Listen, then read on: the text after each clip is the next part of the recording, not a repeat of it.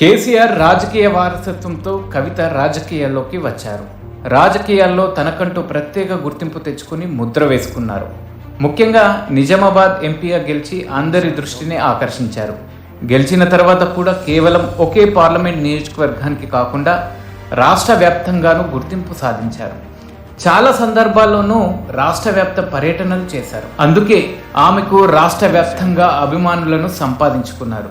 2019లో జరిగిన ఎంపీ ఎన్నికల్లో అనూహ్య పరిణామాల మధ్య ఓటమి పాలయ్యారు. అనంతరం జరిగిన ఎమ్మెల్సీ ఎన్నికల్లో విజయం సాధించారు. కట్ చేస్తే ఢిల్లీ లిక్కర్ స్కామ్ కేసులో కవిత అరెస్ట్ అయ్యారు.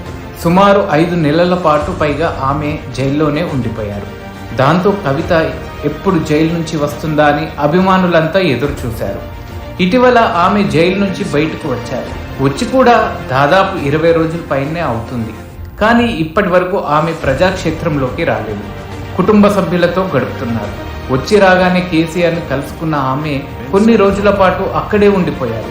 అయితే ఇప్పుడు ఆమె అభిమానులంతా కవిత ఎప్పుడు ప్రజల్లోకి వస్తుందా అని ఆసక్తిగా ఎదురుచూస్తున్నారు. తెలంగాణ సంస్కృతికి అద్దం పట్టే పండుగ బతుకమ్మ. ఈ ఉత్సవాలను రాష్ట్రంలో మరో 10-15 రోజుల్లో ప్రారంభం కానున్నాయి. ఏటా కవిత తెలంగాణ జాగృతి పేరిట బతుకమ్మ ఉత్సవాలను జరుపుకుంటుంటారు.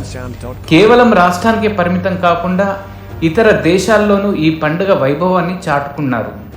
ఈరోజు బతుకమ్మ ఖ్యాతి ఖండాంతరాలు చేరిందంటే అది కవిత క్రెడిట్ అని అందరూ చెబుతుంటారు. ఈ పండుగ వచ్చిందంటే ఎమ్మెల్సీ కవిత చేసే హడావిడి అంతా ఇంత కాదు.